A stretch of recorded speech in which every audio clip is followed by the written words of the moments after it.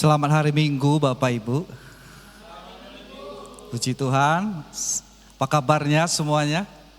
Luar biasa ya. Baik ya, saya berharap semua Bapak Ibu hari ini kita dalam kondisi yang baik. Sementara saya bersyukur bisa beribadah dan melayani di tempat ini bersama dengan Bapak Ibu. Pak Stephen dan Ibu Justinov ada di MDC Binjai, saya ada di sini sehingga kita bersyukur semua karena anugerah Tuhan kita masih bisa beribadah pada hari ini. Baik, sekali lagi kita akan berdoa untuk menyambut kebenaran firman Tuhan. Mari kita berdoa. Bapa yang baik, terima kasih ya Tuhan. Kami sebentar akan mendengar dan merenungkan firman-Mu. Siapkanlah hati kami ya Tuhan Yesus. Siapkanlah akal budi kami sehingga kami siap menerima kebenaran-kebenaran Tuhan di dalam kehidupan kami. Roh Kudus menolong kami, mengurapi kami. Ampuni segala dosa dan kesalahan kami, segala kelemahan dan kekurangan kami ya Tuhan.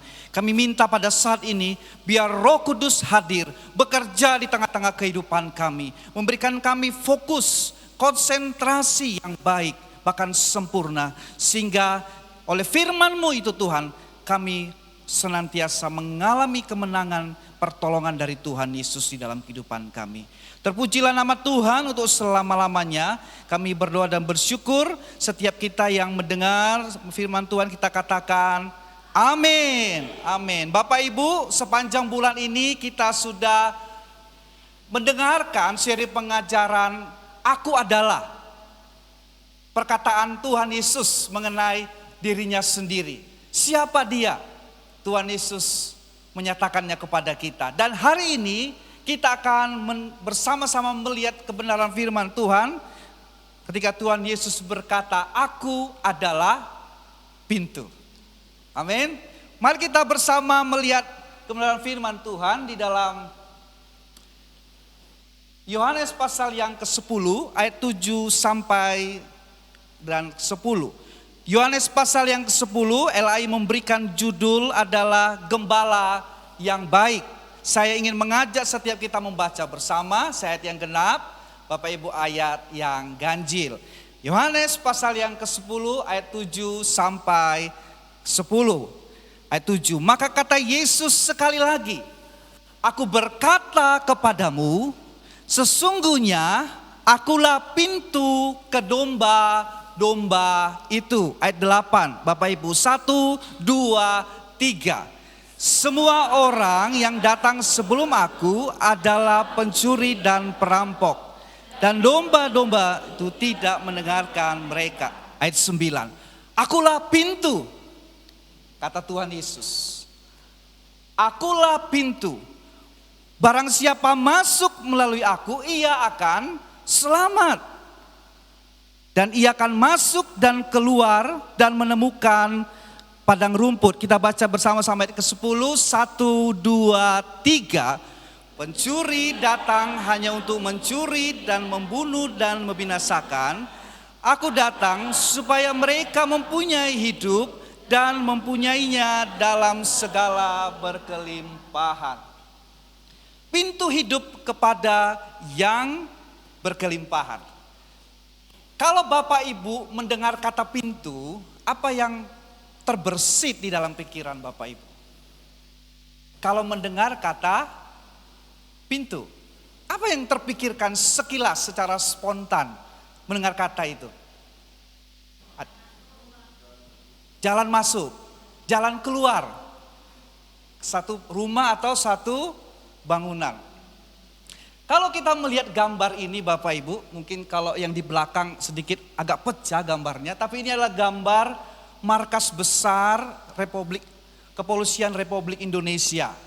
Saya mau cari markas TNI tebing tinggi, saya cari di Google nggak ketemu, jadi saya ambil aja yang ada.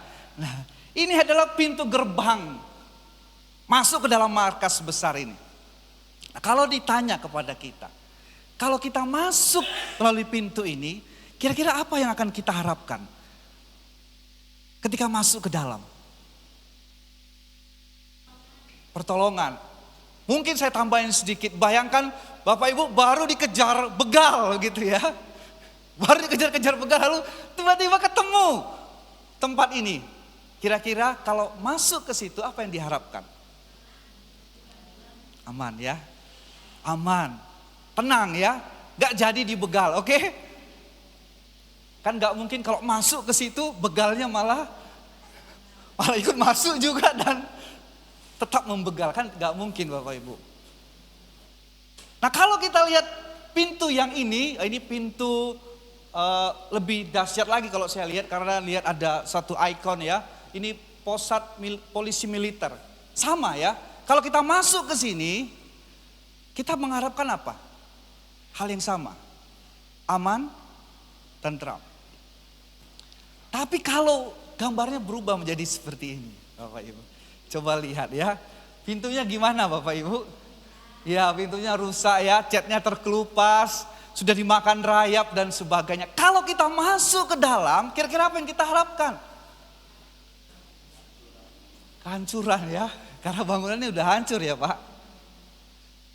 Suasananya mungkin gak enak ya. Udaranya mungkin pengap.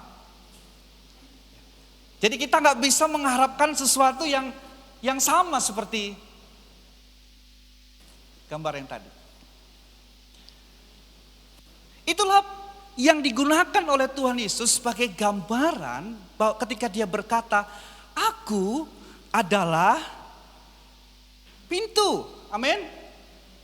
Saya punya satu gambar lagi ternyata. Kalau gambar ini pintunya bagus ya. Kalau kita masuk ke dalam apa yang kita harapkan? Nyaman ya. Homey, merasa di rumah. Kita merasa tentram. Nah Tuhan Yesus memakai satu gambaran seperti yang tadi kita sudah lihat. Tuhan Yesus berkata, aku adalah pintu. Kalau Tuhan berkata aku adalah pintu, apa yang Tuhan Yesus janjikan kepada mereka yang percaya kepadanya. Dan apa yang bisa kita harapkan kalau kita mendengar, oh Tuhan Yesus adalah pintu itu. Nah Bapak Ibu, ini yang akan kita sama-sama renungkan pada hari ini. Ketika Tuhan berkata aku adalah pintu, maka yang pertama Tuhan Yesus menjanjikan kepada setiap kita, dia adalah pintu keselamatan. Tuhan Yesus adalah satu-satunya jalan keselamatan. Dikatakan di ayat yang ke-9, akulah pintu. Barang siapa masuk melalui aku, ia akan selamat. Siapa yang datang kepada Tuhan Yesus akan diselamatkan. Tuhan Yesus berkata, aku adalah pintu, bukan aku adalah salah satu pintu. Tetapi aku satu-satunya pintu menuju jalan keselamatan. Satu kali Bapak Ibu, saudara-saudara, saya dengan teman saya sedang berdiskusi. Teman saya ini adalah imannya itu tetangga sebelah. Kepercayaannya itu agama sepupu kita. Ya. Jadi kami berbicara, lalu satu kali dia berkata kepada saya. Mungkin karena sudah dekat, dia berani menyampaikan ini. Dia berkata begini, namanya Bambang, Mas Bambang. Tuhan kita sama kan? Kata dia. Allah kita sama kan? Dia pakai peci Bapak Ibu. Dia lagi pakai kopiah itu. Dia orang yang sangat taat sekali beribadah. Lalu tiba-tiba dia bilang kepada saya, Allah kita sama tidak? Dia bilang sama. Kalau Bapak Ibu satu kali mendengar itu, ada teman yang berkata, seperti itu apa yang kita katakan? Apa yang akan kita jawab? Saya katakan, Allah kita tidak sama. Jalan kepada keselamatan kita tidak sama. Karena jalan satu-satunya menuju keselamatan itu adalah melalui Tuhan Yesus. Oh tidak, dia bilang. Maka kalau sudah teman, sudah dekat, sedikit berdialog, berargumen itu kan menyenangkan ya. Karena sudah dekat. Coba kalau orang asing bisa debat kusir dan mungkin bisa emosian ya, marah-marahan ya. Tapi kalau sudah dekat, sudah teman bisa Bapak Ibu ya. Jadi saya katakan bahwa satu-satunya jalan keselamatan itu adalah Tuhan Yesus. Kita tidak sama Tuhannya. Jalannya tidak sama. Kalau sama, maka cara dan tujuannya pasti sama. Tapi kenyataannya tidak sama. Tuhan Yesus berkata, barang siapa masuk melalui aku, ia akan selamat. Tuhan Yesus memakai gambaran bahwa dia adalah pintu yang menggambarkan satu kehidupan spiritual, jalan masuk kepada hidup yang penuh dengan kekekalan. Tuhan berkata, akulah jalan kebenaran dan hidup. Yohanes 14 ayat 6. Dan tidak seorang pun yang dapat datang kalau tidak datang melalui aku. Tuhan Yesus berkata, akulah satu-satunya jalan. Amin. Jadi kalau ada orang yang berkata seperti teman saya itu, maka kita harus berani berkata, hanya Tuhan Yesus satu-satunya jalan. Mengapa Tuhan Yesus berani berkata demikian? Karena Tuhan Yesus adalah anak Allah. Dia adalah anak Allah itu sendiri.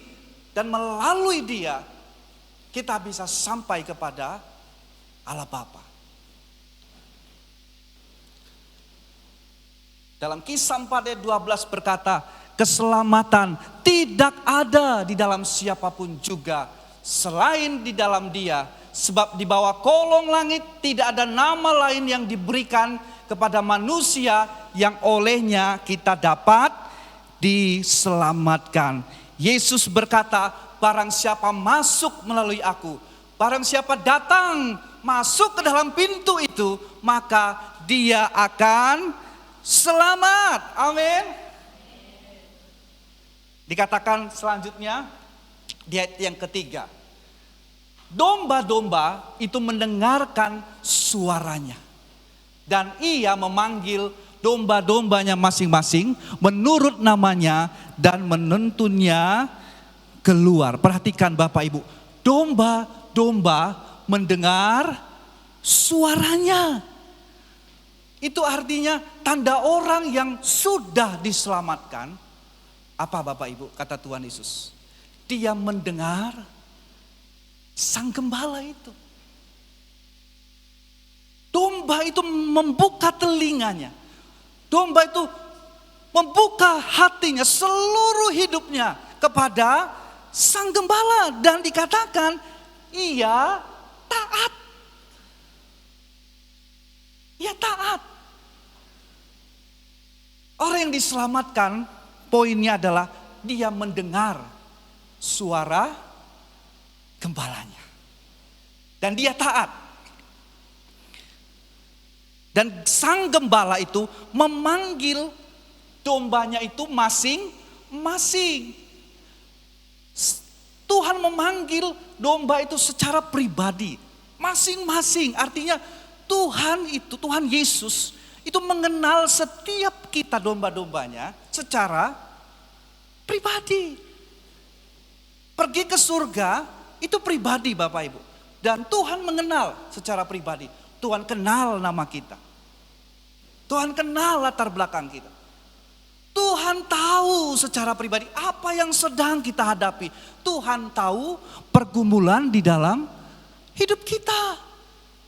Karena sang gembala itu mengenal setiap domba-dombanya. Itu berarti Bapak Ibu, keselamatan, kehidupan kita bersama dengan Tuhan, relasi kita dengan Tuhan adalah bersifat sangat pribadi. Gak bisa boncengan Bapak Ibu, benar? Gak bisa nitip sama teman. Kalau ya sesekali kita minta teman kita mendoakan, bolehlah. Tolong doakan saya. Tapi pada akhirnya kita harus berdoa sendiri. Meminta sendiri kepada Tuhan secara pribadi.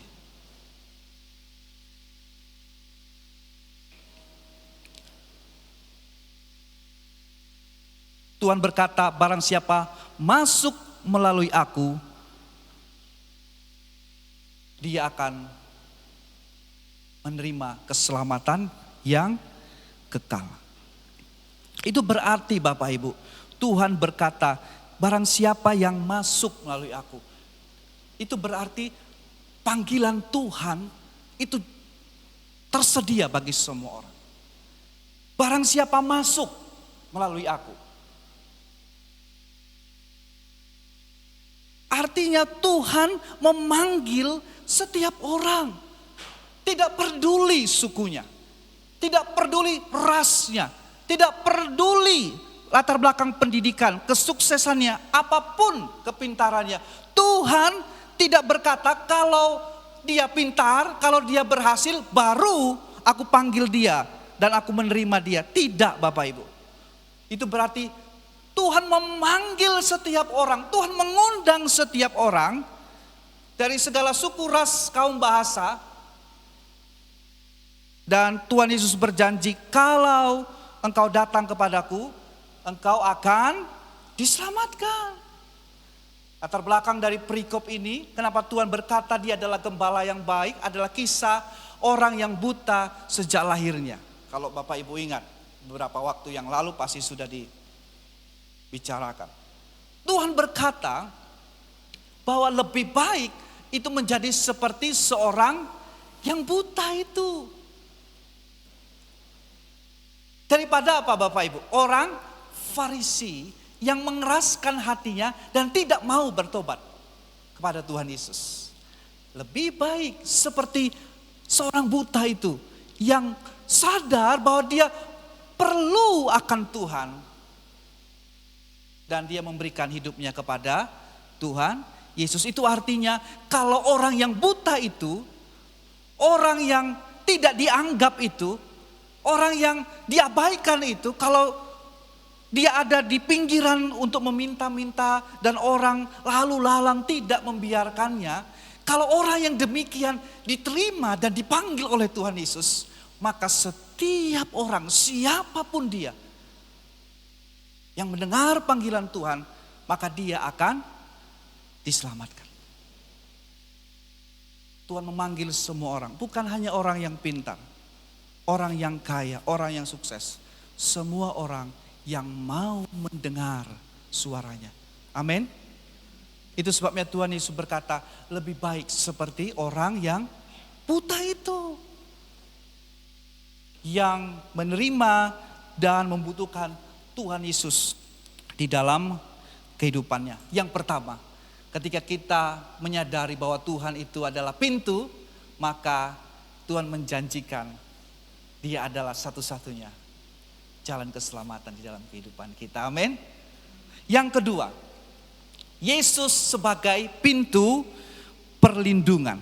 Apa yang Tuhan janjikan kepada setiap umatnya sebagai pintu? Bahwa Dia akan memberikan perlindungan kepada setiap orang yang percaya kepada Tuhan. Dikatakan Ia akan masuk dan keluar. Bapak Ibu, apa artinya Ia akan masuk dan keluar di sini? Di dalam Yehezkiel,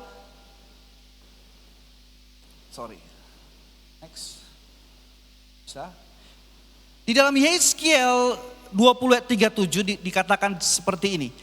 Aku akan membiarkan kamu lewat dari bawah tongkat gembalaku dan memasukkan kamu ke kandang dengan menghitung kamu. Jadi masuk ke dalam kandang.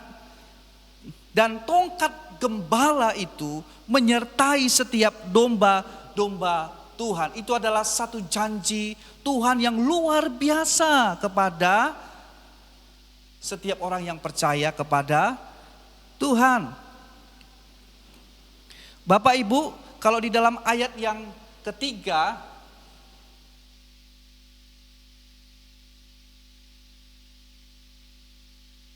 di dalam ayat yang ke-9 dikatakan, akulah pintu.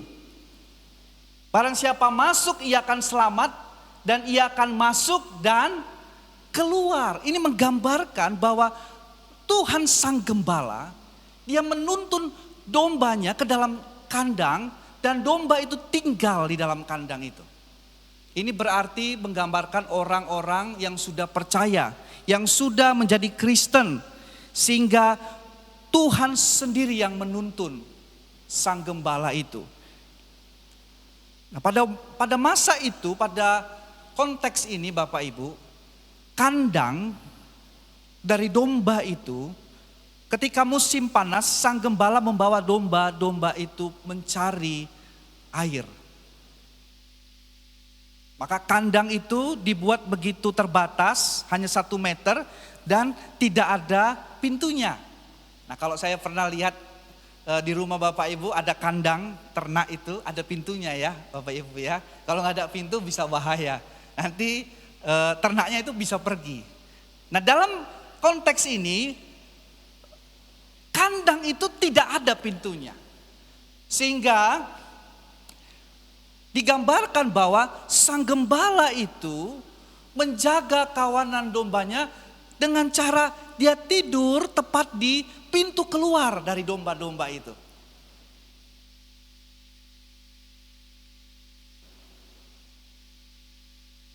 Dan disinilah kita bisa mengerti ketika sang gembala menjaga domba itu tepat di pintu itu, maka binatang buas, perampok, pencuri yang bisa membinasakan ternak itu tidak akan masuk.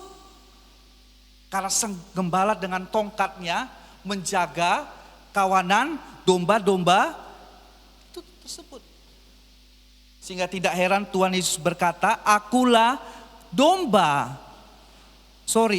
pintu dan gembala yang membawa domba itu masuk ke dalam domba-dombanya. Inilah satu perlindungan yang Tuhan Yesus berikan. Satu perlindungan dan rasa aman di dalam Tuhan Yesus. Ada perlindungan. Ada rasa aman yang kita terima ketika kita ada di dalam Tuhan. Sehingga kemanapun kita pergi, kita akan merasa aman.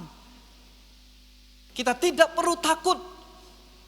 Kita tidak perlu mengkhawatirkan apapun. Karena Tuhan itu melindungi kita. Dia menjaga hidup kita. Tuhan menjaga keluar masuk kita. Mengapa Bapak Ibu? Kita perlu sang gembala. Kita perlu tongkat gembala itu yang melindungi kita. Karena domba itu sifatnya bodoh Bapak Ibu dan gampang tersesat. Kalau Bapak Ibu pernah lihat domba-domba secara langsung, domba itu bodoh. Dan dia gampang tersesat. Sekalipun dia sudah melihat kandangnya itu di depannya, sudah kelihatan Bapak Ibu. Jadi kalau domba itu di sini, di situ kandang, dia itu bisa nggak tahu masuk ke dalam kandang. Dia bisa tersesat.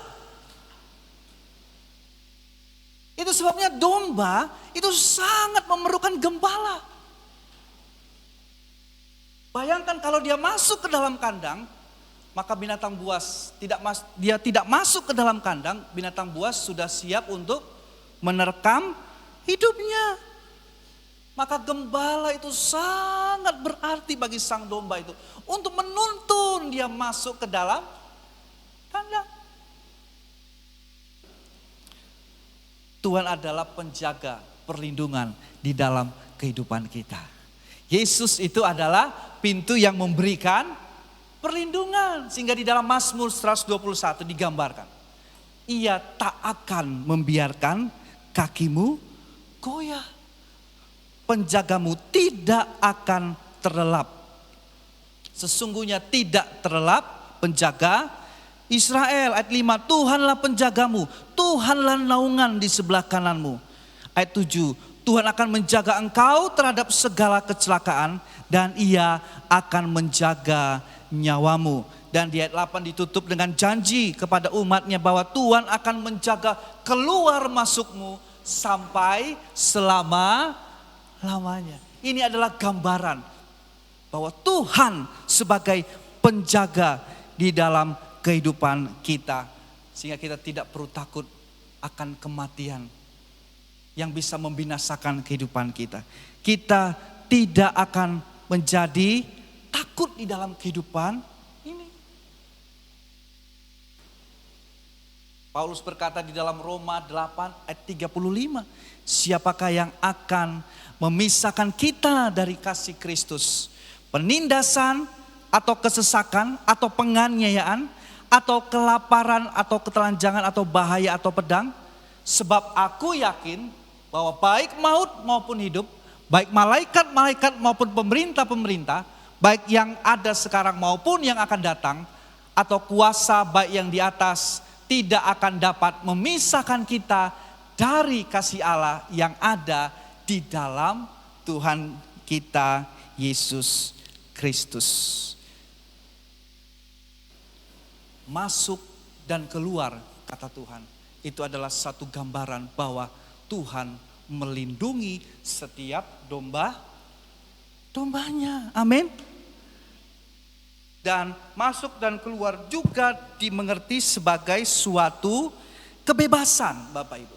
Tuhan sebagai perlindungan juga dipahami sebagai kebebasan. Tuhan memberikan kita kebebasan. Mengapa kita bebas?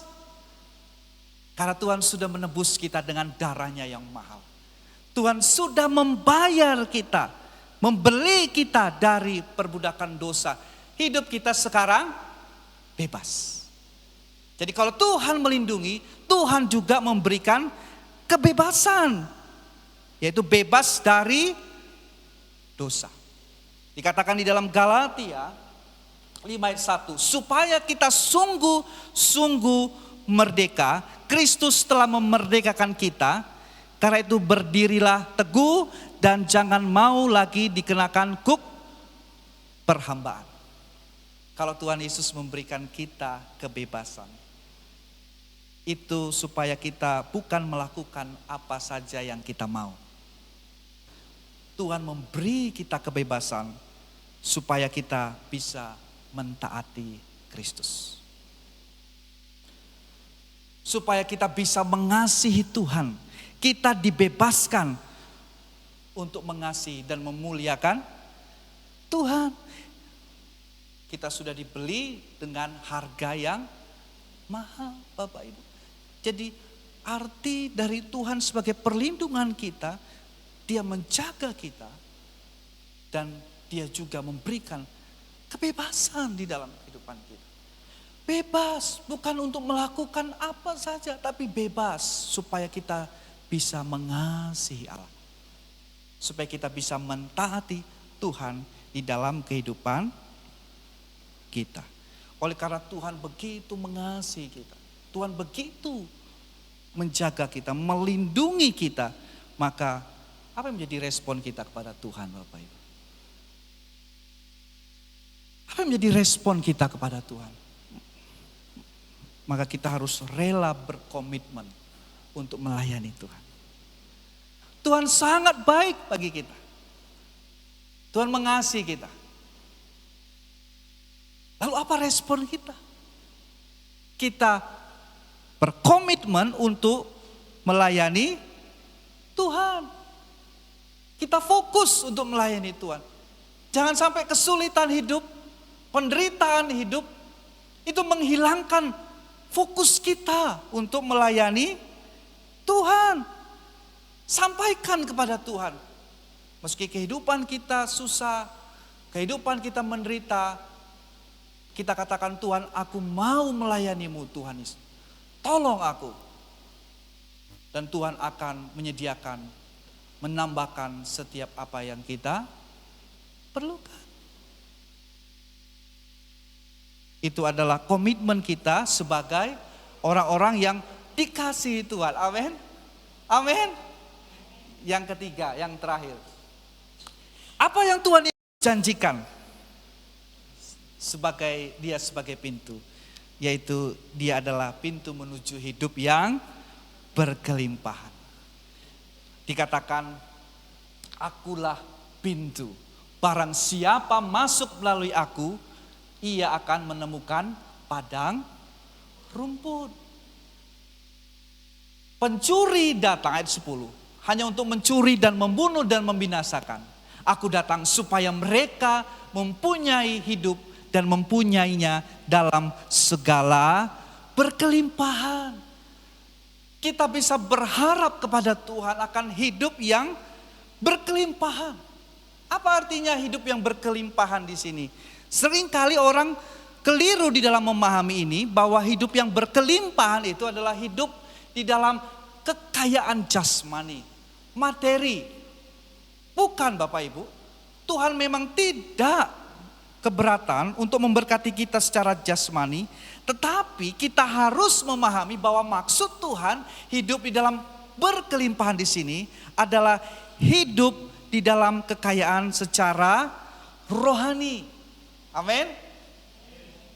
Joy katanya, yaitu hidup di dalam kelimpahan batin, kelimpahan rohani, bukan kelimpahan secara jasmani atau bios.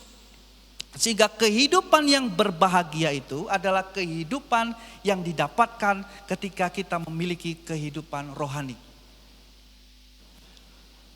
Kehidupan yang berlimpah-limpah adalah ketika kita memiliki kehidupan yang rohani. Mengapa Bapak Ibu? Karena dikatakan di ayat yang ke-9, barang siapa masuk ia akan menemukan padang rumput. Apa itu padang rumput Bapak Ibu? Padang rumput itu berarti adalah firman Tuhan. Padang rumput adalah firman Tuhan. Jadi kelimpahan hidup kita sebagai umat Tuhan ketika kita datang kepada padang rumput. Kita hidup bukan dari roti saja, benar? Kalau kita lapar, kita makan Bapak Ibu. Tapi kalau jiwa kita lapar, apa yang kita lakukan? Kita mencari firman Tuhan. Mencari padang rumput. Karena setiap manusia itu tidak hanya makan dari roti saja, tetapi juga dari setiap firman yang keluar dari mulut Allah. Setiap kita butuh firman Tuhan, amin. Amin. Kita tidak pernah menjadi bosan kalau kita minum air. Kita tidak pernah bosan makan nasi, benar tidak? Ada yang bosan makan nasi atau minum air? Tidak ada Bapak Ibu. Demikian juga kita juga tidak menjadi bosan kalau kita bersekutu dengan firman Tuhan. Karena Tuhan berjanji Dia akan membawa kita ke padang yang berumput hijau. Tuhan menyertai kita, Tuhan menjaga kita. Tetapi adalah bagian kita untuk selalu belajar menjaga relasi kita dengan Tuhan melalui firman Tuhan. Amin. Bagian kita adalah terus untuk boleh bersekutu dengan firman Tuhan.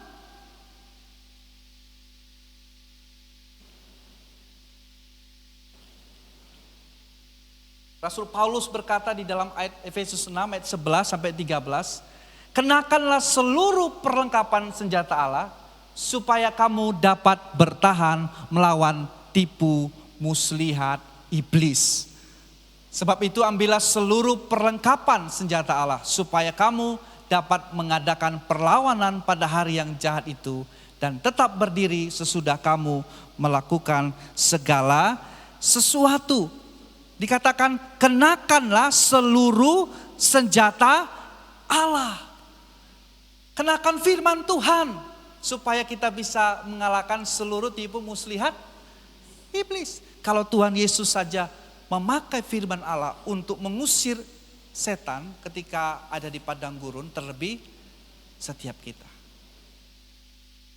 Kita butuh firman Allah supaya kita bisa mengalahkan perlawanan dari iblis. Dan dikatakan supaya kita dapat berdiri teguh. Supaya kita bisa tetap berdiri. Bukankah itu iman percaya yang kita rindukan Bapak Ibu? Supaya kita tetap dapat berdiri teguh. Amin. Supaya kita bisa dapat mengalahkan segala intimidasi dari si jahat. 2 minggu yang lalu viral berita, kalau Bapak Ibu perhatikan, sekeluarga bunuh diri di Jakarta. Tepatnya di mana? Di PIK, daerah Jakarta Utara. Ayah, ibu, dan 2 anaknya. Mereka naik ke rooftop dari apartemennya dan melompat dari sana. Sang ayah usia 50, sang ibu usia 52. Dan 2 anaknya usia 13 sampai 20. Kalau kita lihat di dalam CCTV, ketika di dalam lift ya, mereka akan naik ke atas rooftop itu, sang ayah mencium dulu kening anaknya. Satu-satu dicium kening anaknya, istrinya. Lalu mereka sampai di rooftop dari apartemen yang mereka tinggali. Ketika sampai di sana, semuanya lompat ke bawah. Kepalanya pecah, tangan dan kakinya pecah. Polisi selidiki ternyata karena hutang piutang.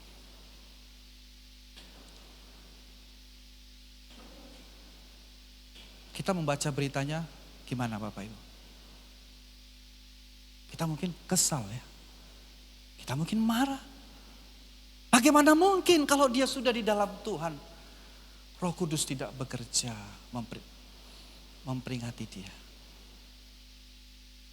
Kalau memang Tuhan berkenan, pasti dia tidak ingin mengakhiri hidupnya. Itu sebabnya kita perlu berdiri teguh di dalam kehidupan kita. Karena setan, iblis itu terus mengganggu setiap orang percaya. Beban dosa itu membebani, menekan kehidupan setiap orang sehingga seringkali dia menjadi melakukan hal-hal yang sebenarnya dia tidak kehendaki. Kita perlu berdiri teguh di dalam firman Tuhan agar kita bisa menang, mengalahkan setiap tantangan, setiap masalah yang Tuhan izinkan di dalam kehidupan kita Bapak Ibu. Sehingga kebahagiaan kita itu sangat bergantung dari seberapa besar kita mencintai firman Tuhan. Dikatakan pemazmur, berbahagialah. Berbahagialah mereka apa? Yang merenungkan firman Tuhan siang dan malam. Berbahagia siapa yang berbahagia Bapak Ibu? Yang merenungkan firman Tuhan. Amin. Siapa yang berbahagia? Yang mengandalkan pikirannya. Siapa yang berbahagia Bapak Ibu jujur? Yang mengandalkan pengalamannya. Jujur Bapak Ibu, jujur. Siapa yang berbahagia? Yang mengandalkan kekayaannya. Kebahagiaan orang percaya itu kalau dia merenungkan Taurat Tuhan siang dan malam. Disitulah kita mendengar suara Tuhan. Kalau kita merenungkan firman Tuhan itu siang dan malam. Tidak peduli Alkitabnya menjadi jorok karena mungkin dicoret-coret, ditulis-tulis. Mungkin Alkitabnya dilipat-lipat menjadi tidak karu-karuan, tidak peduli. Yang penting hati kita menjadi bersih. Yang penting pikiran kita menjadi bersih. Dan jalan hidup kita menjadi terang. Karena firman-Mu adalah pelita bagi jalan kaki kita. Apakah kita suka merenungkan firman Tuhan?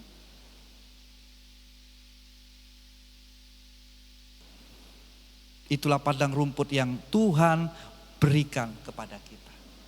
Yang setiap hari Tuhan menuntun kita semua. Dan kita harus taat Bapak Ibu. Amin. Kalau di China Bapak Ibu, khususnya di gereja-gereja underground, gereja bawah tanah, mereka tidak bisa mendapatkan Alkitab atau firman Tuhan. Mereka tidak bisa memakai memiliki Alkitab. Sehingga mereka harus membagi-bagikan satu pasal kepada satu orang. Dikoyak satu pasal dikasih lagi. Dikoyak dikasih lagi. Dan mereka hafal itu semua. Kita tidak mengalami penganiayaan di sini. Benar? Sehingga kita seharusnya lebih rindu lagi. Lebih haus lagi akan firman Tuhan. Kita butuh firman Tuhan. Kita butuh firman Tuhan karena setan tidak akan tinggal diam. Mereka akan terus menarik anak-anak Tuhan untuk datang kepada mereka. Anak-anak Tuhan rusak hidupnya Bapak Ibu. Karena alkohol, karena judi, karena percabulan, karena dengki, karena iri hati benci, anak-anak Tuhan rusak hidupnya. Karena setan tidak akan pernah membiarkan anak-anak Tuhan itu. Itu sebabnya kita perlu firman Tuhan di dalam kehidupan kita sebagai ketopong keselamatan. Amin. Sebagai perisai kita yang mengalahkan segala kuasa-kuasa si jahat. Domba itu setiap pagi dibuka kandangnya, dituntun keluar oleh sang gembala untuk pergi ke padang rumput. Sang gembala membawa domba-domba itu untuk menikmati padang rumput. Dan padang rumput itu bagi kita adalah firman Tuhan. Setiap pagi kita datang kepada firman Tuhan. Kalau di tengah-tengah pergumulan, di tengah-tengah kesulitan, seringkali orang menjadi terpeleset dan berkata, Tuhan ada di mana ya?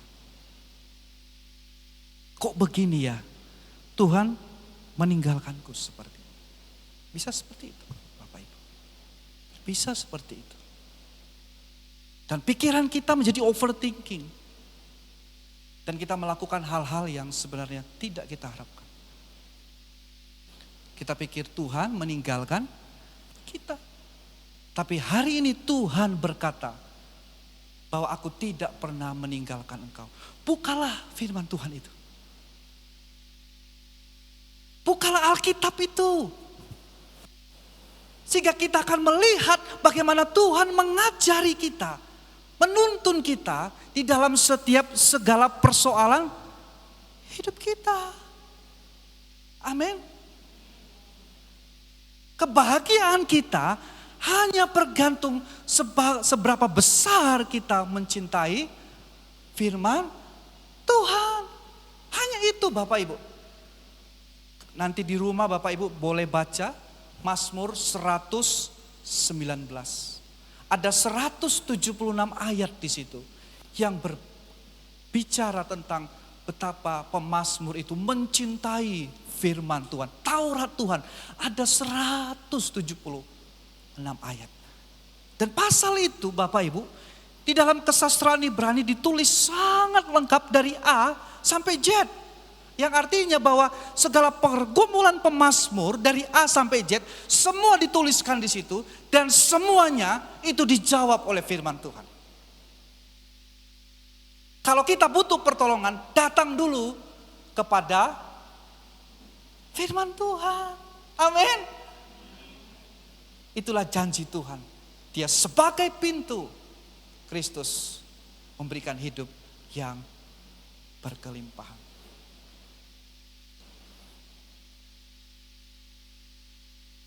Kita harus menyadari bahwa ya, saya perlu kehidupan rohani.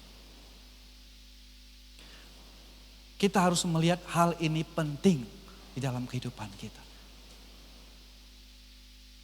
Saya perlu kehidupan rohani. Yaitu saya datang ke padang rumput itu. Kepada firman Tuhan.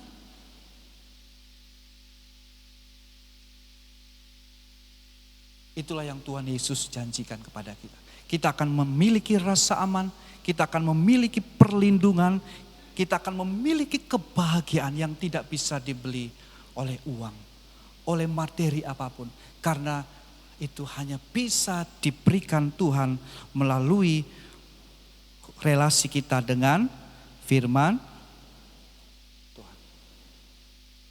Apakah kita mau berkomitmen untuk merenungkan firman Tuhan siang dan malam? Amin. Tuhan Yesus berkata, akulah pintu, dan domba-domba itu kubawa ke padang rumput, yaitu firman Tuhan. Dan ia memiliki hidup yang berkelimpahan. Tuhan adalah jalan keselamatan. Yang kedua, Tuhan Yesus adalah perlindungan kita. Dan dia adalah pintu kepada hidup yang berkelimpahan. Kita bisa mengharapkan 3 hal ini ketika kita datang kepada Tuhan Yesus. Mari kita dudukkan kepala, kita berdoa. Terima kasih ya Tuhan. Kami bersyukur untuk kebenaran firman-Mu. Engkaulah pintu, Engkaulah jalan keselamatan kami ya Tuhan. Hari ini kami yakin kami menerima hidup yang kekal bersama dengan Tuhan bagi setiap kami yang sungguh-sungguh percaya kepada Engkau. Kami menerima perlindungan dan penjagaan dari Tuhan. Terima kasih ya Bapa. Engkaulah pintu kepada hidup yang berkelimpahan. Kami rindu memiliki kehidupan kerohanian yang kaya akan firman-Mu ya Tuhan Yesus. Tolong kami ya Bapa, minta belas kasihan-Mu di dalam kehidupan kami. Supaya kami sungguh-sungguh melihat Engkau sebagai pribadi yang paling penting dan utama di dalam kehidupan kami. Berkati setiap kami, berkati hamba-Mu ya Tuhan Yesus. Tolong kami Tuhan, supaya hari demi hari kami terus boleh mengalami kemenangan demi kemenangan. Terpujilah Tuhan untuk selama-lamanya. Kami bersyukur di dalam nama Tuhan Yesus. Setiap kita yang percaya, kita katakan amin.